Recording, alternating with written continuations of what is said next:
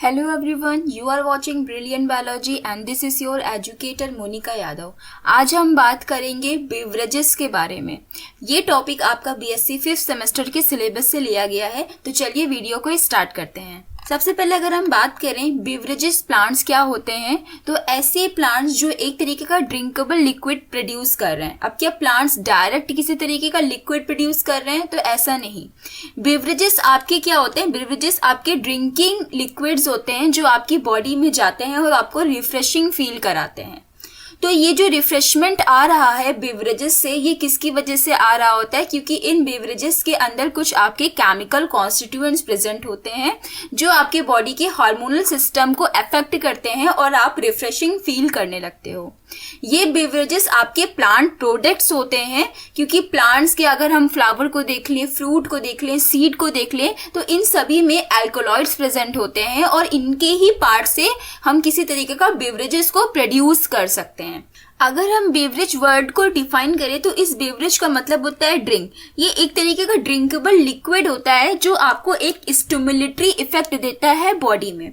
बहुत टाइम पहले से ही जब ह्यूमंस ने क्रॉप्स के कल्टीवेशन की शुरुआत की थी, तो क्रॉप्स के कल्टीवेशन के बाद उसको लगा कि कुछ हमें ड्रिंकिंग के लिए भी होना चाहिए, पीने के लिए भी होना चाहिए, जिससे हमारी बॉडी में ताजगी मुझे महसूस हो। तो बहुत टाइम पहले से ये देखा गया कि ह्यूमंस बेवरेजेस का कंजप्शन कर रहे हैं, उनको इंटेक कर रहे हैं एज अ रिफ्रेशिंग एजेंट। ये बेवरेजेस आपके स्टिमुलेटरी इन नेचर होते हैं। क्यों ये होते हैं? क्योंकि इनके अंदर बहुत सारे अल्कोलॉइड्स वगैरह केमिकल कंपाउंड्स प्रेजेंट हैं जो एक तरीके का ट्रिगर की तरह काम करते हैं और आपकी बॉडी को relax and free and tension free आपको रखते हैं। इसको लेने के बाद जो ह्यूमंस होते हैं बहुत ज़्यादा प्लेजर फील करते हैं। इस वजह से कभी कभी ऐसा भी होता है कि इसकी इनटेक की क्वांटिटी बहुत ज़्यादा बढ़ जाती है।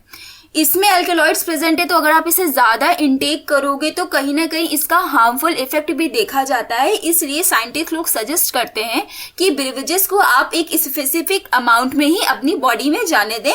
ओवर कंजम्पशन करने से आपको बहुत सारी डिजीजेस का सामना करना पड़ सकता है।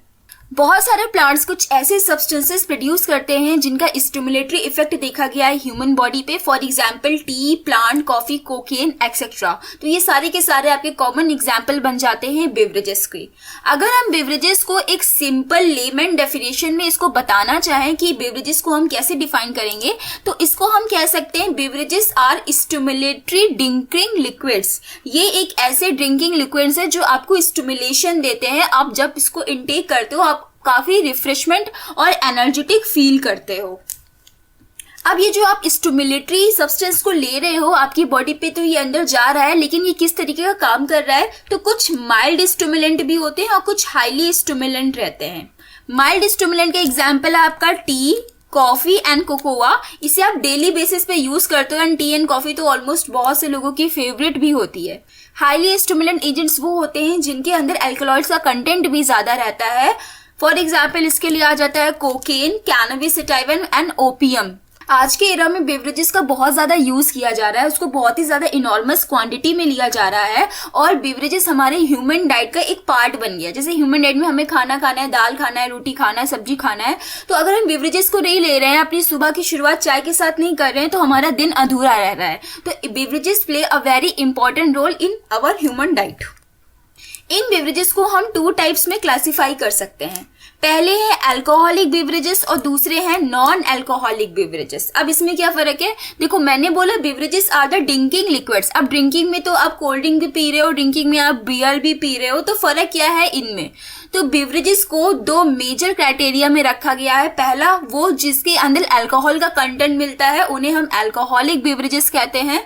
दूसरा, वो जिसके अंदर कोई भी अल्कोहल आपका नहीं प्रेजेंट है, उसे हम नॉन अल्कोहलिक बेवरेजेस कहते हैं। तो ये डिसाइड कैसा होता है? डिसाइड इस तरीके से होता है कि कोई भी आपका प्लांट का प्रोडक्ट है, अगर उसमें आप फर्मेंटेशन करा दे रहे हो तो वो आपका अल्कोहल प्रोड्यूस करेगा। हमें पता है फर्मेंटेशन की जो प्रोसेस होती है वो क्या होती है, सिंपल सा कार्बोहाइड्रेट या शुगर का मॉलिक्यूल होता है। इस कार्बोहाइड्रेट एंड शुगर के मॉलिक्यूल पे कोई ना कोई एंजाइम एक्ट कर रहा होता है।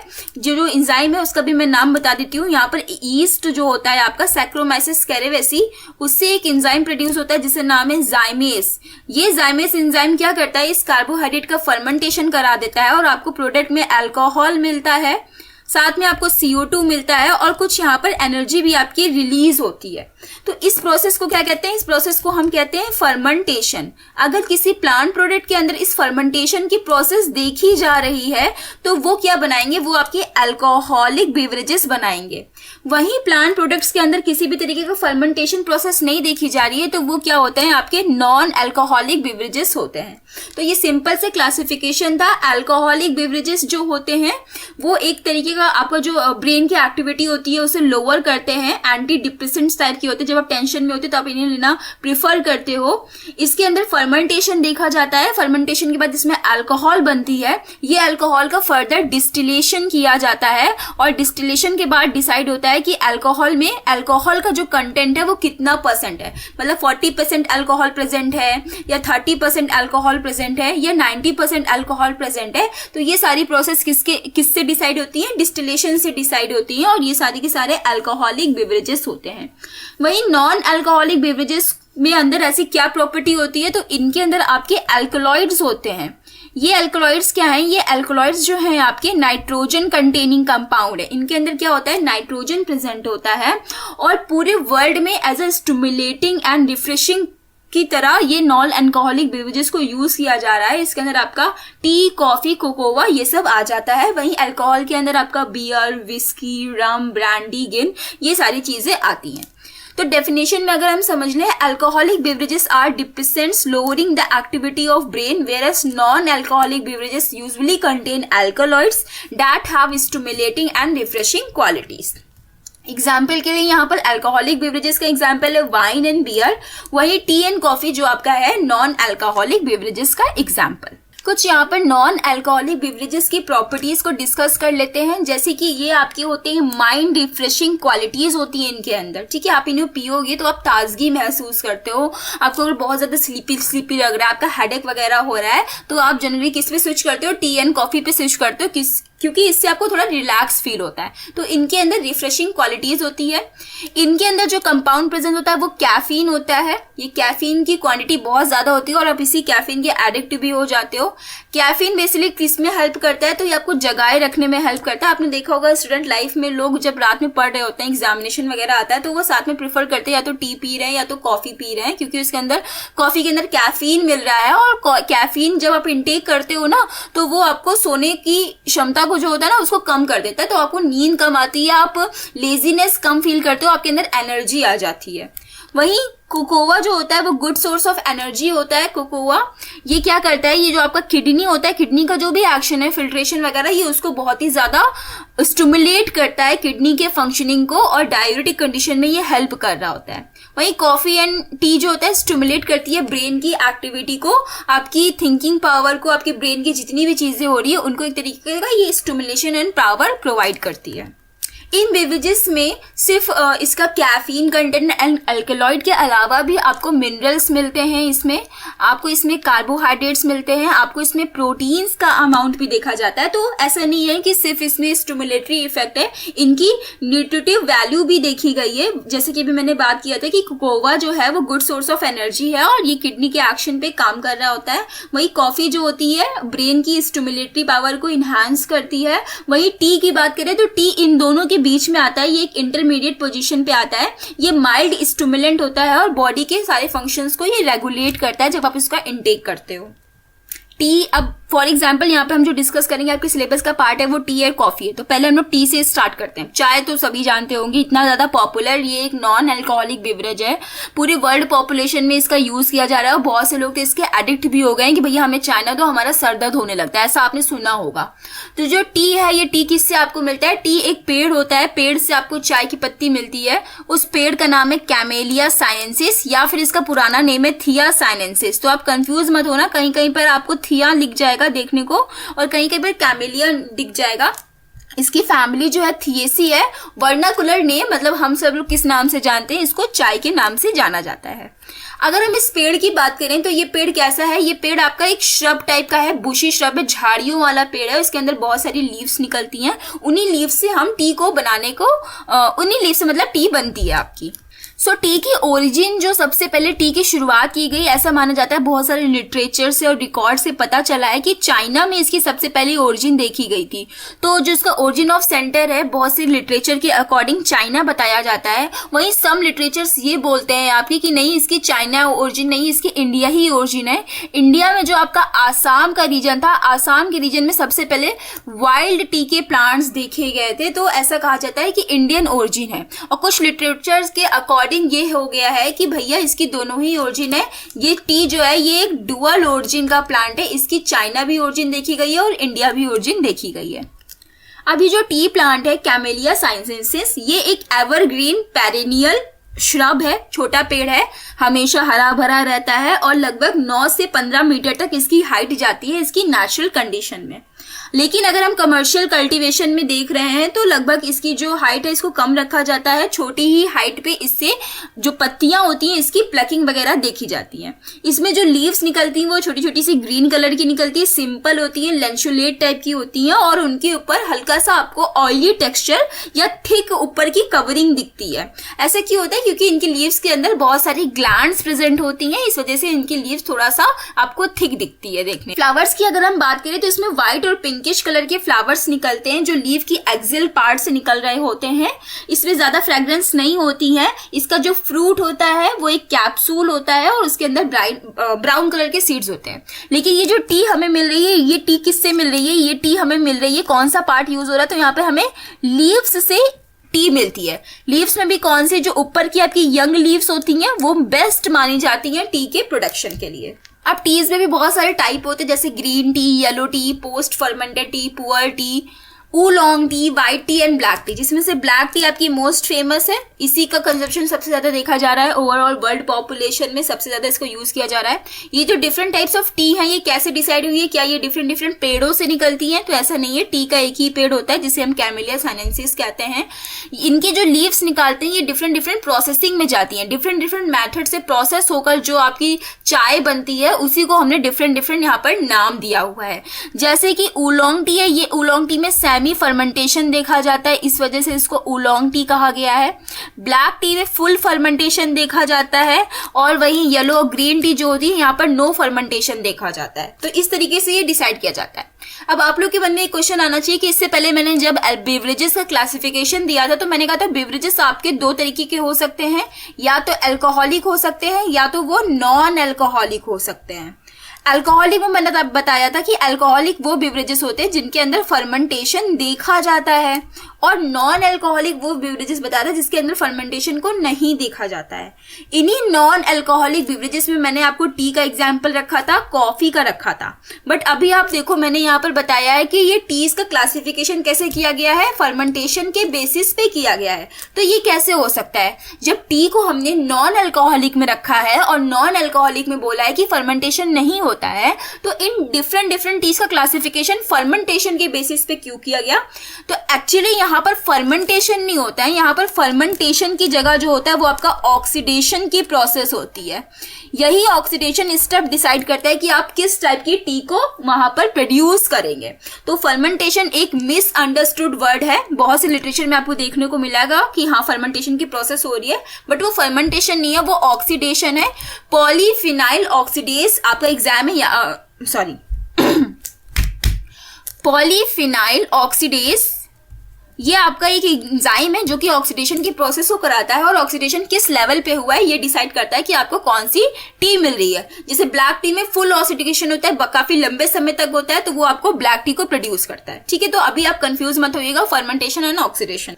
अब यहाँ पे मैंने डिफरेंट प्रोसेसेस दिखाई हैं, जैसे कि सबसे पहले आपने क्या किया, पेड़ से पत्ती ले ली चाय की। मान लीजिए ये आपका ये पेड़ था थिया साइनेंसिस का, इसमें जो ऊपर वाली चीज है, ठीक है, ये पेड़ तो मेरा पूरा ट्री बन गया है, पेड़ बना देते हैं, ठीक है। ये जो सबसे ऊपर वाली यंग लीव्स है, इन यंग लीव्स को प्लग किया जाता है, इनको तोड़ा जाता है, मैनुअल प्लकिंग होती है, एंड देन इसको डिफरेंट डिफरेंट प्रोसेस में भेजा जाता है। तो यहाँ पर पत्ती को तोड़ लिया गया है, पत्ती को तोड़ने के बाद उसको स्टीम किया गया है और ड्राइंग कर लिया गया है। सिंपल सा कोई प्रोसेस नहीं की गई है, खाली उसको स्टीमर में रख के, बड़ी बड़ी स्टीमर्स होते हैं, इसमें स्टीमिंग प्रोसेस दी गई, फिर इसको सुखा लिया गया, तो आपकी व्हाइट टी बन जाती है। और ये काफी ज्यादा कॉस्टली होती है क्योंकि इसमें काफी ध्यान रखा जाता है कि टी की लीव्स का शेप वगैरह ना बिगड़े। वहीं उसके बाद पत्तियों को प्लकिंग करने के बाद अगर उसको वेदरिंग के प्रोसेस में डाला जा रहा है, उसको छोटे छोटे पार्टों में तोड़ के उसको सुखाया जा रहा है, फिर इसको स्टीम या पैन फ्राइंग किया जा रहा है, फिर बड़े बड़े रोलर्स में भेजा जा रहा है ताकि वो रोल हो जाए और पत्तियां आपकी सारी चपटी हो जाए। बड़े बड़े रोलर्स होते हैं, ये रोलर्स के अंदर आपकी टी लीफ को भेजा जाता है और यहाँ पर रोलिंग मशीन चल रही होती है। ये क्या करती है, यहाँ से जब टी निकलती है तो काफी आपको फ्लैट लीव्स यहाँ पर मिलती हैं, तो ये रोलिंग की प्रोसेस होती है। फ्लैट लीव्स निकलने के बाद उसकी ड्राइंग, उसको सुखा लिया जाता है और आपकी ग्रीन टी बनती है। आप देखो इसमें कहीं पे ऑक्सीडेशन का स्टेप नहीं दिखाया गया है ग्रीन टी के प्रोसेस में। ये भी काफी कॉस्टली आपकी टी होती है। वहीं अगर हम बात करें उसके बाद वेदरिंग के बाद शेकिंग किया गया है, काफी उसको हिलाया डुलाया गया है, पार्शियल फर्मेंट किया गया है। यहाँ पर पार्शियल फर्मेंट का मतलब है यहाँ पर ऑक्सीडेशन तो हुआ है लेकिन पूरी तरीके से ऑक्सीडेशन नहीं किया गया है, पार्शियल ऑक्सीडेशन किया गया है। उसके बाद ऑक्सीडेशन करने के बाद उसको पैन फ्राइंग किया गया है, अच्छे से उसको हीट दी गई है फ्राइंग टाइप की, फिर इसको सुखा लिया गया क्योंकि उसके अंदर मॉइस्चर बहुत ज्यादा होता है टी की लीव्स के अंदर, तो उसको पूरी तरीके से हमें ड्राई करना होगा वरना सड़ने के बहुत ज्यादा चांस होता है। तो इस टाइप की टी को हम कहते हैं ओलोंग टी, जिसके अंदर पार्शियल ऑक्सीडेशन या पार्शियल फर्मेंट टी ये कहलाती है। वहीं टी की वेदरिंग करा ली गई, रोलिंग करा ली गई और इसको पूरी तरीके से अगर फर्मेंटेशन करा दिया गया, मतलब पूरा ऑक्सीडेशन प्रोसेस कराया गया है, काफी लंबे समय के लिए यहाँ पर ऑक्सीडेशन स्टेप हुआ है, उसके बाद उसे सुखाया गया, तो वो हमारी एकदम जितना ज्यादा ऑक्सीडेशन होता है ना उतना ही ज्यादा टी का कलर डिसाइड होता है। सिंपल सी बात आप देख लो, यहाँ पर कोई ऑक्सीडेशन नहीं हो रहा था तो आप देखो व्हाइट था, फिर यहाँ पर उलोंग में हल्का सा आपको ग्रीनिश टाइप का दिखा है, एकदम डार्क ऑलिव टाइप का, क्योंकि यहाँ पे पार्शियल हो चुका है। वहीं जब फुल ऑक्सीडेशन हुआ तो आप देखो कितना काला काला यहाँ पर पत्तियां आपको मिली हैं। तो ऑक्सीडेशन स्टेप क्या डिसाइड कर रहा है, टी के कलर को डिसाइड कर रहा है और ये ब्लैक टी में पूरी तरीके से ऑक्सीडेशन यहाँ पर कराया जाता है। अब टी कैसे बनती है, ऐसे तो नहीं पेड़ से आपने पत्ती तोड़ ली और आपको आपने चाय में डाल दी और आपको टी मिल गई, नहीं। इसके लिए टी की प्रोसेसिंग कराई जाती है जिसमें डिफरेंट डिफरेंट स्टेप्स होते हैं। जैसे कि पहला स्टेप है आपका प्लकिंग। प्लकिंग का मतलब क्या है कि पेड़ों से उसकी पत्तियों को तोड़ना। ये कैसा होता है, ये मैनुअली किया जाता है, बाय हैंड किया जाता है। क्यों, अगर मशीन से करेंगे तो क्या दिक्कत होगी, मशीन से करेंगे तो ऊपर की जितनी भी पत्तियां सारी की सारी वहां से निकल जाएंगी और हमें वो क्वालिटी नहीं मिलेगी चाय की। इसलिए आपने देखा होगा मूवीज वगैरह में वो पीछे जो हमारी लेडीज लोग होती हैं वो पीछे ऐसे लगाए रहती हैं बकेट टाइप का और उसमें ऐसे पत्तियां तोड़ के रख रही होती हैं। तो वो क्या प्रेफर करते हैं, वो लोग ये प्रेफर करते हैं जो ऊपर का पेड़ का जो ऊपर वाला हिस्सा है, ऊपर वाले हिस्से में जो छोटी छोटी नन्ही नन्ही पत्तियां निकली हैं उनको तोड़ा जाए, क्योंकि वो अच्छी क्वालिटी की टी बनाती हैं।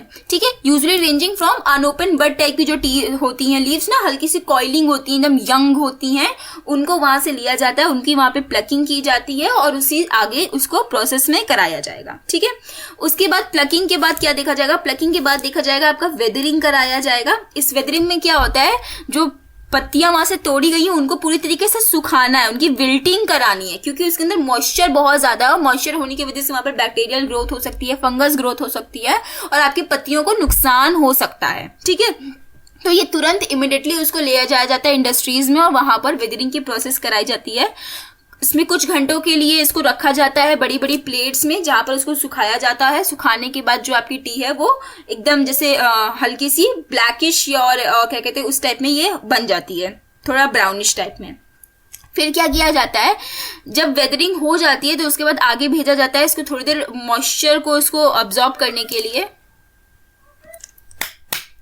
ओके, जो वेदरिंग हो जाती है उसके बाद क्या देखा जाता है, वेदरिंग इंपॉर्टेंट क्यों है, वेदरिंग इसलिए इंपॉर्टेंट है क्योंकि आप वेदरिंग के बाद नेक्स्ट उसमें किसमें भेजोगे, रोलर्स में भेजोगे, जहाँ पे बड़ी बड़ी मशीन्स होंगी और वो वहां पर टी की पत्तियों को रोल करेंगी। अगर आपने प्रॉपर तरीके से सुखाया नहीं है तो जब आप रोलिंग में भेज रहे होगे ना तो वहां पर दिक्कत आएगी, हो सकता है चाय की पत्ती आपकी टूट जाए या डैमेज हो जाए या फिर उतना वो कंटेंट ना बचे। इस वजह से वेदरिंग बहुत ज्यादा इंपॉर्टेंट है।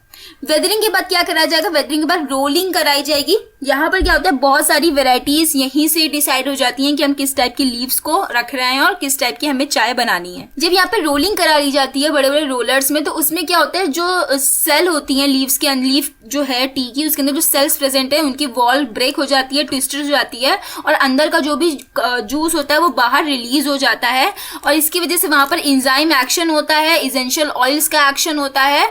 प्रॉपर एक ऑक्सीडेशन की प्रोसेस यहां से स्टार्ट हो जाती है आपकी रोलिंग वाले स्टेप से।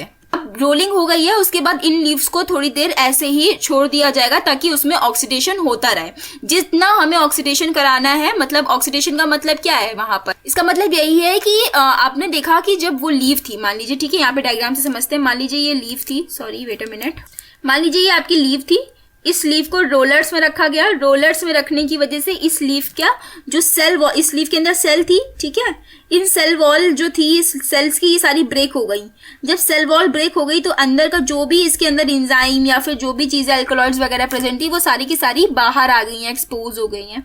अब इसमें क्या होगा, इसमें रिएक्शन होगा, ऑक्सीडेशन का स्टेप इसी में होगा। ऑक्सीडेशन का मतलब क्या है कि O2 की प्रेजेंस में, ठीक है, ऑक्सीजन के प्रेजेंस में जो भी इंजाइम लीव के एक्सपोज हुए हैं उनका रिएक्शन। अब जब उनका रिएक्शन होगा धीरे धीरे फिर कलर बदलेगा पत्तियों का, पहले ब्राउन होगा, फिर डार्क ब्राउन होगा, फिर ब्लैक होगा, उसके केमिकल कंपोजिशन में चेंज आने लगेगा क्योंकि ऑक्सीडेशन हो रहा है, और यही आपकी टी की क्वालिटी और कलर को डिसाइड करेगी। तो ये बहुत ही ज्यादा एक इंपॉर्टेंट प्रोसेस बन जाता है फ्लेवर को इनहांस करने का, क्योंकि जितना ज्यादा ऑक्सीडेशन होगा उतना ही ज्यादा उसमें रिच फ्लेवर्स आपको महसूस होंगे। तो इसकी जो प्रोसेस होती है, मतलब ये जो पूरी लेंथ होती है, कितने टाइम तक हमें ऑक्सीडेशन करना है, ये प्रॉपर उसी चीज पे डिसाइड होती है कि आपको किस टाइप की टी को वहां पर प्रोड्यूस करना है, उसी टाइप की कंडीशंस को वहां पर रखा जाता है, ठीक है।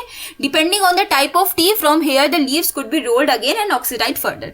मान लीजिए आपको ब्लैक टी यहाँ पे बनानी थी, तो आप फर्मेंटेशन जो ऑक्सीडेशन के स्टेप है उसको काफी लंबे समय तक कराओगे, फिर उसको रोलर में भेजोगे, फिर इसको ऑक्सीडेशन कराओगे, फिर इसको रोलर में भेजोगे, फिर इसको ऑक्सीडेशन कराओगे। तो मल्टीपल स्टेप यहाँ पर आप फॉलो करोगे। ऑक्सीडेशन के बाद जो नेक्स्ट स्टेप है वो है आपका फायरिंग। इस फायरिंग में क्या होता है, ये फायरिंग जो है आपका ये फाइनल स्टेप होता है, ठीक है। ये फायरिंग क्या है, फाइनल स्टेप होता है। यहाँ पर फायर का मतलब है कि इसको पूरी तरीके से सुखाना है, हीट करना है लीव्स को, उसको एकदम ड्राई कर देना है, उसके अंदर बिल्कुल भी मॉइस्चर ना रहे, क्योंकि मॉइस्चर रहेगा तो आप देखो चाय को आप बॉटल में स्टोर करके रख देते हो, अगर मॉइस्चर रहता है उसके अंदर तो वो खराब हो जाती ना। तो इस वजह से ये फाइनल स्टेप होता है कि जो पूरा मॉइस्चर कंटेंट उसके अंदर का हटा दिया जाए और उसके ऑक्सीडेशन की प्रोसेस को आप रोक दिया जाए। A good even drawing with very low residual moisture also ensure the T will keep well. ये स्टेप इसलिए इंपॉर्टेंट है ताकि आप अपनी चाय को लंबे समय तक स्टोर करके रख सकते हो। तो ये सारे स्टेप से आपके टी को कैसे आप प्रोसेसिंग में रखते हो, कैसे टी बन। पिक्चर्स में आप देख सकते हो, पहला स्टेप है प्लकिंग। प्लकिंग में देखो यहाँ पर ये जो है हमारी लेडीज लोग यहाँ पे कैसे प्लकिंग कर रही है, ये यंग वाली लीव्स इन्होंने यहाँ पे प्लक करके यहाँ पे देखिए रखा है अपने कंटेनर में। फिर इसके बाद वेदरिंग, आउटडोर वेदरिंग कराया जा रहा है, मतलब यहाँ पे सन की रेज में ही इसको सुखाया जा रहा है ताकि इसका मॉइस्चर यहाँ से रिलीज हो, पानी वगैरह हट जाए यहाँ से। फिर उसके बाद जब आउटडोर वेदरिंग हो जाती है तो इसे इंडोर वेदरिंग किया जाता है, ठीक है। टेम्परेचर वगैरह यहाँ पर हाई करके हीटर्स की हेल्प से इसको यहाँ पे सुखाया जाता है।